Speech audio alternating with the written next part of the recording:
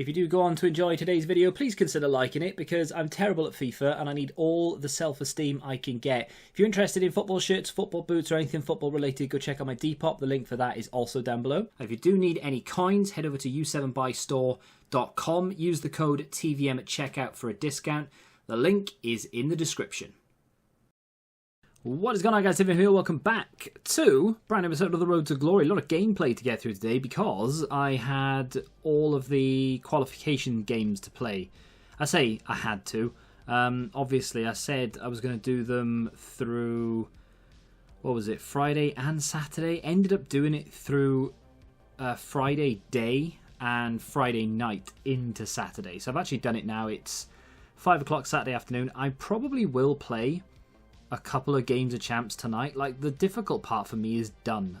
Okay, I'd like to get 8 wins in weekend league, go 8-12, but it's not going to be the end of the world if I only pick up 4, say. So I'll play a couple tonight and hopefully get a couple of wins, and then I will leave the rest for Sunday evening and hope, anyway, to be able to just rush people, you know, go in, long ball over the top, goal with Rashford, and then the guy's like, nah, I'm out because I only need 1 win. I've got 3 or 4 chances left. I can't be bothered. I'm 1-0 down. I'm going to leave. And hopefully as well, I can get a couple of people to gift me wins because I've only had it once in a weekend league. That's including all the qualification attempts that I've had and the weekend league itself. I have been gifted 1 win. I feel like I'm the most unlucky person ever when it comes to being gifted wins. I've had a couple of people start the game and just leave, but no one, only one person's given me the goal. So, please do Team of the Week predictions, says Hassan. I can't. I don't have time. It's what it is. It's not that I don't want to do it. It's just that I simply do not have time to do it. I'll give you this one for free, though. Reece James, in form, right wing back. There you go. I love the edit for the Istanbul penalty save. I was very tempted to do it again, to be honest. I won't lie to you. Jerzy Dudek is the master of penalty saves, and he does it again in this video. Not once, but twice. And I mean, it was in a penalty shootout as well. I am a massive fan of that card. I am so happy that I've picked it up. Be interesting to see what EA do today. Unfortunately, we're not going to get to see it in today's video because I'm going to get this recorded and rendered before 6 o'clock. It won't come out before 6, but it will be done before 6. They have put quite a lot of things into the code that I would be tempted to partake in. This is the game, actually, where Dudek pulls off the penalties. So let me talk about EA in a second. So I miss a penalty with Werner, and I'm thinking, well, that's it. I'm done. Dudek has other ideas. This guy scored 4. He's gone the right way every time. Dudek now has pulled off a save and he's happy about it, right? And then it comes down to this. If he saves it, we win. And he goes the right way, saves it, and then Istanbul style runs towards the players. I love it. Absolutely incredible scenes.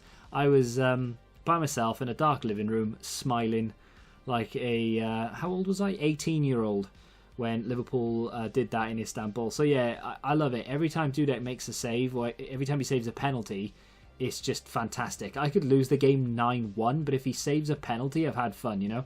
That rhymed, and I meant it to. Ball over the top is overpowered since they've made that little update. I don't know what it is, but I just seem to be able to do over-the-top through balls a lot easier now. I think it was something like they improved the accuracy of it, if I remember correctly. And again here, bang, over the top. It's boring to a certain extent, but on the other hand, I don't care because I'm scoring goals from it. So if people want to do it against me, feel free. And they probably could, actually, because I am 3 at the back. And that is something that has surprised me about this FIFA. That was tactical. I've gone for a 3 at the back, and I haven't switched it the entire qualification. I haven't switched it in game. I haven't, I'll go 5 at the back for 10 minutes to try and see it out. I have literally stayed 3-5-2 the entire time. And yeah, it has caused maybe 1 or 2 problems here or there when it comes to defence. And like I said yesterday with Van Dijk, he's a little bit too slow to be playing in at 3 at the back. But I would rather lose a game 6-5 than, you know, lose it 2 or 3-0 and create absolutely nothing, which is exactly what I was doing before I started going into 3-5-2. I'll show you the custom tactics I use in just a second. I've got 2 variants of it. I do have a 4 at the back setup. I do actually have a 5 at the back setup as well, just in case. But I haven't felt the need to switch into them just yet. I've only played 1 game in qualification where I thought, right, well, I've 100% lost this. No way am I ever going to win it, and I obviously did lose it. Every other game, I've been in with a shout, to the point where, of course, I've won 5 of them. Ball over the top again from Kante with his weak foot. That finish from Rashford kind of restores a little bit of faith in him, because he has been awful in qualification. Guy scores straight from kickoff, which angered me somewhat, but there we are. So, I asked about contracts, and Ezekiel has said that he's been selling them for between 4 and 450, and the rares between 5 and 600 to lazy buyers. I am in. I'm going to do it. I am definitely going to do it. So, HG says, don't get me wrong, if you're doing this Kante for about 100k for a Tesco version of Kante, you say that, but honestly, he's fantastic. He is absolutely insanely good. I don't care if people think, oh, you know, he's the cheap version of Kante. He is actually a version of Kante that works very, very well. He does everything that I would imagine the proper full-fledged version does. And he's a bit quicker as well. I did notice that Kante was making runs into the box, more of a box-to-box CM than outright CDM. Of course, it looks still looks good, but his promo is just the same old players. Oh, no, I know. The promos every single year are the same old players. Onyeka is a bit different, to be fair, but it is like Dembele, for example. It's the same every single FIFA. And to be fair, we should expect nothing less from EA. I'm doing it again. I can't find my controller. There it is. So, yeah, it's the same promo. I understand. You know, it's, oh, look, another Nkunku, I think, got a special card last year of some description. It would not kill them to go and find... I mean, obviously, you've got to give, you know, some of the big players some informs. Of course you have. Or special cards. You know, you've got to give Haalands and Trents and players like that the informs and the special cards and the promo cards and all the rest of it, because a lot of people know those big name players. But it would not kill them to go after those like players who don't really get that much game time, that no one really like knows an awful lot about. People will use them. If there's a card with some insane stats out there, someone will pick it up and someone will pay with it, and all of a sudden he becomes popular, and then people look out for him in real life. It would be good if they did that, but yeah, it's Casemiro, it's Haaland, it's Trent, it's the same cards. So I talked yesterday about trading. This is the laziest trading method ever. It earns you between 5 and 1,000 coins per sale, if you will, and that's it. And it's pretty straightforward, and you can do it with several different things. So I got rid of all my Bergwusses, Bergwis, can't remember how to say his name. Sold them all. Have I made money? Probably 1,000 coins. To be honest, I was hoping he would have done well for Ajax in the 3 or 4 games he's had since I've owned him. Not so much. I think he scored 1 goal. He's done poorly. Ajax have not done particularly well actually since I bought that card. So I got out of that, picked up my 50, 60, 70k, whatever it was, and obviously did Kante and a few other bits and bobs here or there. But managers, for some reason, people love buying gold managers as opposed to bronze or silver. I don't know why, because you can go and pick up... Now, I'm not sold... Let me try and explain this before I go into detail, right? So, the leagues you see there are not the leagues that I sold the card with. So, obviously, that's the Cinch Scottish Premiership. What a terrible sponsor that is. I didn't sell him with that league. I sold him with a different league. I'm not going to tell you which league I sold which cards for. If you want to do this, you've got to go work it out yourself. It's not difficult to do. But for some reason, even though there are German managers for the league that I put on him and sold him in, there are bronze and silvers that are a fraction of the price. People, for some reason, want gold managers. Do you need a gold manager? Absolutely not. Does it make any difference whatsoever? No. But people want them. So I've gone and bought a fair few managers and sold them for some decent profit. Like I said, every single one here is getting me 500 coins profit minimum. I tested it out with the bronze because obviously, like I said, that's not the whatever league he's in, Australia League or something. I've bought them on the market for a really low price. Then I've gone and bought the Manager League cards for a really low price of specific leagues and stuck them on them and then listed them up. The Germans in particular, in specific leagues, sell very, very well. Him, not so much. Him, not as good as you'd think. Oh, 2.5k. That's a really good sale. Not really, because it cost a lot more and didn't really work out. The Germans actually make a lot more money than the Brazilian did. But yeah, I tested it with the bronze. It does work. You just don't make that many coins. I think with the bronzes, you're looking at about, I don't know, 400 coins, 500 max. Whereas the gold, you can earn up to 1,000 coins because you can pick up the managers for about 200 or 300 coins, pick up the league cards for 200 coins, and then bang, you sell them for 1.5 and you've made 1,000 coins profit, right?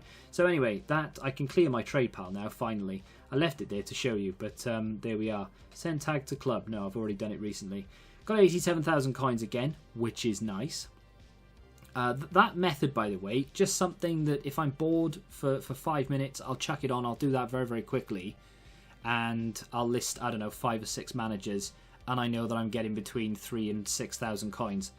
And you do that every time you're just bored for 5 minutes, and it's going to add up. And add up it has, because without that, I probably would be on around 70k. So I've earned about 17,000 from doing very lazy trading method.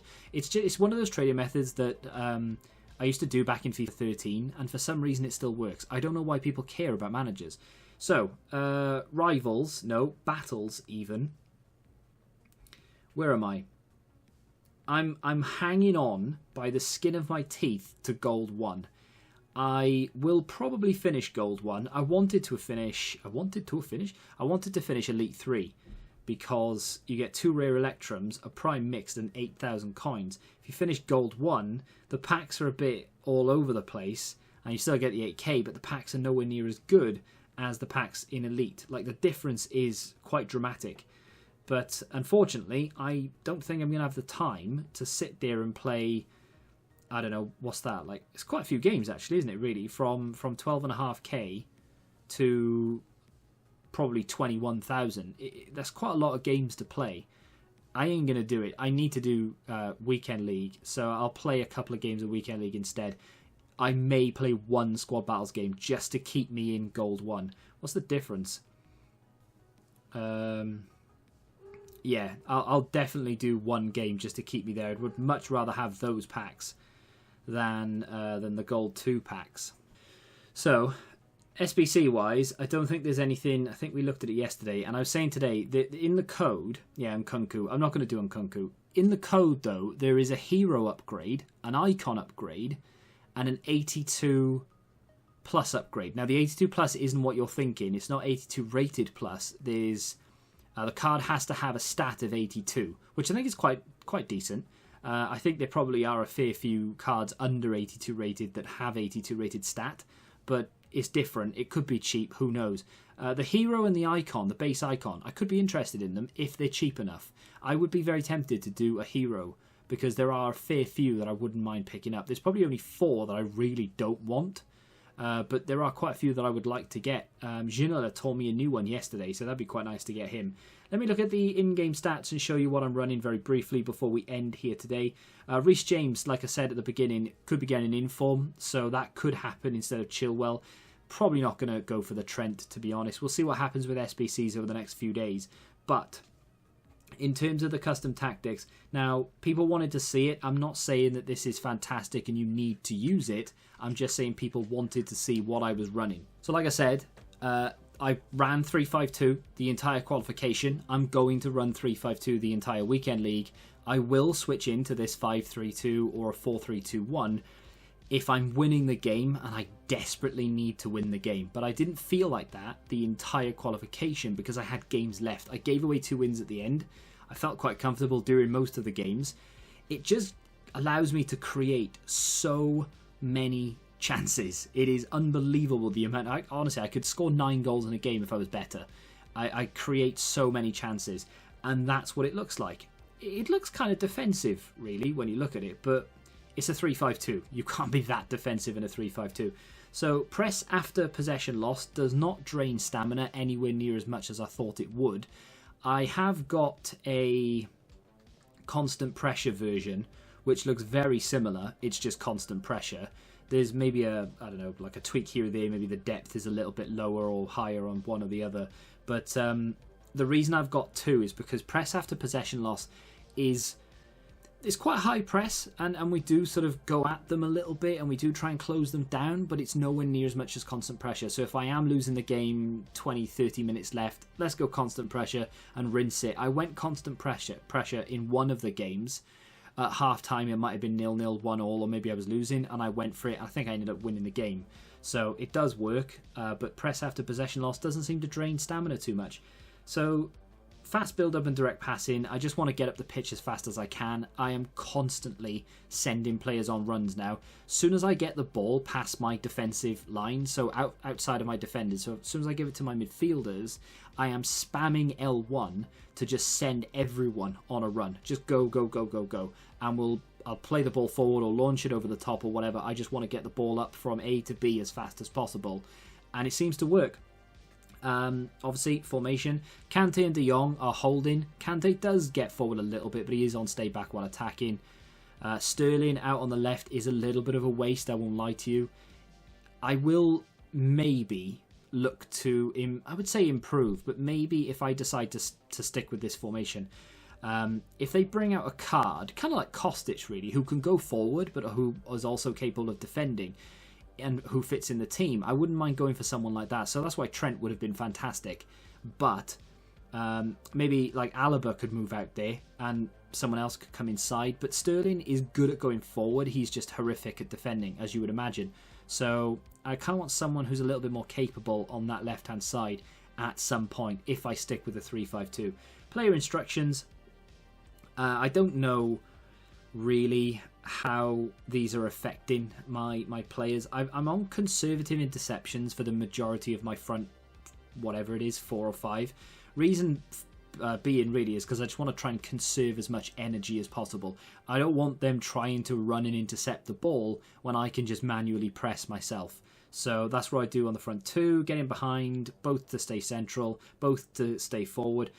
Bernardo Silva is quite literally conservative interceptions. I don't want him running back. I don't want him trying to win the ball back. If I want him to do that, I'll tell him to do that myself. The left mid and the right mid is exactly the same. Come back on defence, and again, conservative interceptions. Even though they will basically act like a left wing back at times when I'm defending, like I said, I'll tell them to do it myself. I don't need them to running all over the place trying to intercept the ball, wasting stamina. I will do it myself.